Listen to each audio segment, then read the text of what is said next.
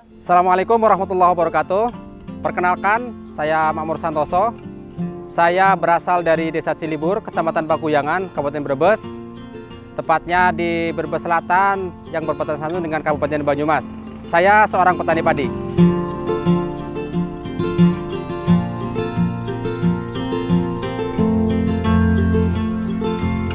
Awal di tahun 2019 saya terjun di dunia pertanian, tapi sebelumnya saya adalah seorang pekerja di bidang manufaktur, ya, di pabrik. Kemudian saya juga sempat merantau jauh di Jepang selama 6 tahun. Kenapa sih setelah 6 tahun di Jepang, terus kemudian saya pulang, terus kok saya harus memilih pertanian? Pertama yang saya lihat itu adalah saya keprihatinan dengan pertanian di Indonesia sebenarnya. Saat ini banyak sekali lahan-lahan pertanian di Indonesia yang dekat di daerah saya itu terbengkalai, tidak tergarap. Dari situlah saya berpikir bahwasannya petani adalah next profesi saya yang ingin saya geluti. Makanya kemudian saya bersama istri saya mencoba, ayo kita buat bisnis, tapi memang pure bisnis ini untuk pertanian. Nah, makanya saya di tahun 2018 saya membuka Selipan Padi. Tentunya harapannya adalah memutus mata rantai tengkulak. Jadi saya bisa membeli harga gabah dengan lumayan tinggi, tapi saya juga tidak mengesampingkan laba yang saya dapat. Dan kenapa saya harus memilih pertanian? Karena menurut data di tahun 2025, pertanian itu akan jadi profesi yang bakal dicari oleh masyarakat. Dan berangkat dari sinilah saya bersemangat untuk menjadi seorang petani. Lahan yang saya punya ada sekitar 1,5 hektar dan saya garap sendiri, sebagian kecil dan sebagian besar saya garap bersama orang tua saya. Lahan sebanyak ini saya dapatkan dari menabung selama saya bekerja di Jepang. Karena waktu itu saya berharap dengan saya menabung, dengan saya berkirim uang ke Indonesia, terus membeli lahan, persawahan, terus kemudian nanti saya pulang dan saya bisa mengembangkan pertanian padi ini. Banyak sekali para petani, terutama petani muda, itu berpikir bahwa bertani padi itu kurang menguntungkan. Padahal kalau kita cermati seksama, bertani padi juga tidak kalah menguntungkan kita. Ya. Bagaimana? Karena bertani padi itu kita dapat produk turunannya sangat banyak sebenarnya. Kalau kita cermati, seperti beras terutama, katul, sekam, dan yang lainnya. Maka saya memilih ini karena memang saya punya lahan dan ingin saya terus kembangkan seperti itu. Di lahan saya ada 2 varietas. Ya. Yang pertama itu ada Babylon. Ya. Yang kedua itu ada yang sekarang kita tanam adalah Inpari 32. Terus kenapa saya memilih 2 varietas ini? Tentu ada beberapa hal. Yang pertama ingin saya sampaikan bahwa varietas ini tahan terhadap penyakit. Terus yang kedua, secara penghasilan setelah saya hitung-hitung ini sangat bagus sekali menurut saya. Yang penting tadi dengan pemilihan yang bagus, yang maksimal, insya Allah akan menghasilkan padi yang bagus juga. Alhamdulillah kemarin kita mendapat pencerahan dari Menteri Pertanian yang baru, Pak Amran, bahwasannya akan ada pembelian pupuk tanpa kartu tani, cukup dengan KTP. Tentu ini menjadi berita yang sangat menyenangkan bagi petani. Bagaimana tidak? Karena selama ini dan dalam beberapa tahun ini petani itu bingung dengan pupuk subsidi. Karena sebagian besar para petani tidak punya kartu tani, sehingga mendapatkan itu pun akhirnya membeli dengan harga non subsidi.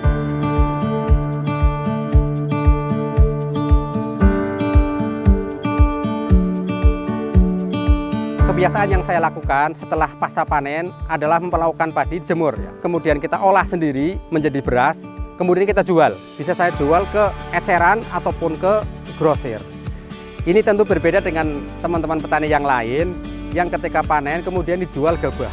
Ini tentu menjadi pemutus rantai tengkulak yang kadang-kadang nakal seperti itu. Produk yang kami jual dari tempat saya itu tentu berupa beras. Ya, beras yang kami jual saat ini hanya tersedia beras medium saja. Ya, dengan varietas yang tadi saya sebutkan, ada Inpari 32, ada Babylon, dan mungkin ada beberapa varietas yang lain yang saya beli langsung dari petani. Terus kemudian saya juga jual katul, bedak dalam hal ini. Gitu. Ini saya juga jual. Terus ada lagi sekam. Sekam ini menjadi produk turunan, beberapa produk turunan. Yang pertama saya jual sekam bakar. Ini sebagai produk pertanian juga, sekam bakar. Kemudian saya juga jual sekam bosok yang sudah siap dipakai untuk lahan pertanian. Seperti itu.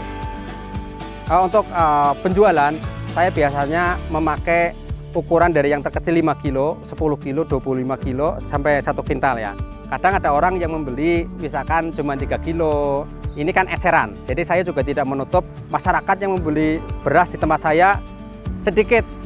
Ada yang 1 kilo, ada yang 3 kilo, saya layani. Kalau irigasi di sini alhamdulillah ini kan sebagian besar pegunungan. Jadi sumber airnya kemarau pun masih jalan. Kalau Inpari 32 dikategorikan sebagai padi yang umurnya sedang ya. Jadi umur 90 hari itu sudah panen. Berarti kalau dihitung itu 1 tahun bisa 3 kali di sini. Jangan sampai sebagai petani padi setelah tanam, terus kemudian nunggu sampai pemupukan pertama, kemudian pemupukan kedua, terus melakukan penyemprotan yang lain itu kan jeda semua. Maka di jeda waktu ini harus kita manfaatkan betul bagaimana kita menghasilkan uang. Supaya ketika nanti kita panen, kita tidak nomboki masa jeda tersebut gitu. Nah, kebanyakan juga beberapa petani itu nomboki masa jeda ini ketika panen. Jadi ketika panen hasilnya itu buat nombokin yang tadi masa jeda, karena di masa jeda tersebut tidak produktif. Nah, tadi yang saya jelaskan bahwa di masa jeda ini kita bisa gunakan untuk misalkan beternak ayam, beternak kambing, ataupun bisa bekerja di tempat lain, kan jeda lumayan lama gitu. Karena di kelompok kami rata-rata memang petani-petani sudah tua, ya memang komunikasi kita kadang agak susah. Tapi insya Allah itu bukan kendala bagi saya. Bukan kendala bagi kami para petani muda untuk selalu berusaha untuk berinovasi lah. Walaupun kadang inovasi ini kadang tertahan oleh cara-cara orang tua yang harus kita hormati. Kita tidak bisa serta-merta menghapus cara-cara mereka. Karena bagi kami juga mereka adalah guru kami. Peran pemerintah begitu saya rasakan sampai hari ini, termasuknya adalah tentang ketika penyuluh pertanian datang misalkan memberikan arahan tentang obat, tentang pembasmian hama dan yang lain. Juga kadang kita juga peran pemerintah itu memberikan bibit ya kayak kemarin kita terima bibit. Tidak selamanya petani itu jelek. Bertani itu bukan perkara remeh ya. Bertani itu adalah salah satu profesi yang sangat abdul ya. Kita sebagai umat Islam tentu harus kita mengambil salah satu hadis Rasulullah, bahwasanya setiap kita menanamkan satu butir benih, terus kemudian tumbuh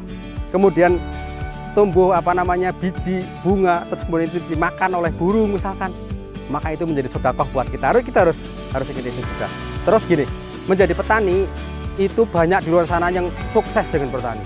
Maka saya mengajak kepada semua teman-teman, terutama teman-teman milenial, mari bertani, garap lahan yang bapaknya jenengan punya, ataupun misalkan jenengan sudah punya lahan, garap sendiri.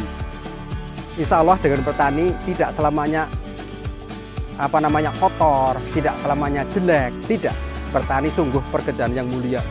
Karena dengan bertani kita ikut andil menjadi pahlawan ketahanan pangan. Itu harus kita ingat. Karena dengan bertani kita juga melestarikan alam. Ya. Kita dengan bertani kita juga menurunkan hal-hal baik kepada anak cucu kita. Dan saya bertani dan alhamdulillah saya bangga. Saya tidak pernah merasa malu. Karena dengan petani ternyata kita bersahabat dengan alam. Sungguh ini sebuah kenikmatan yang sangat luar biasa. Dan temannya begitu banyak ternyata dengan bertani. Tidak ada musuh. Musuhnya hanya hama. Terus kemudian saya kepingin mengajak juga kepada teman-teman petani muda, ayo kita bertani, ayo kita kembali ke sawah, ayo kita kembali ke kebun. Sungguh banyak sekali tanah sawah yang tidak kita garap, yang dibiarkan oleh yang punya.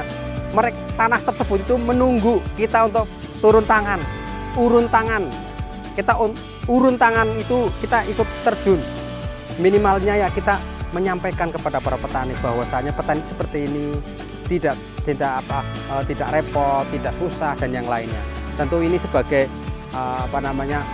ajakan kepada semua para milenial ya, yang di luar sana berpikir hanya dengan lulus SMA atau lulus sarjana terus kemudian harus bekerja di pabrik. Tidak selamanya seperti itu. Karena dengan bertani insya Allah mulia.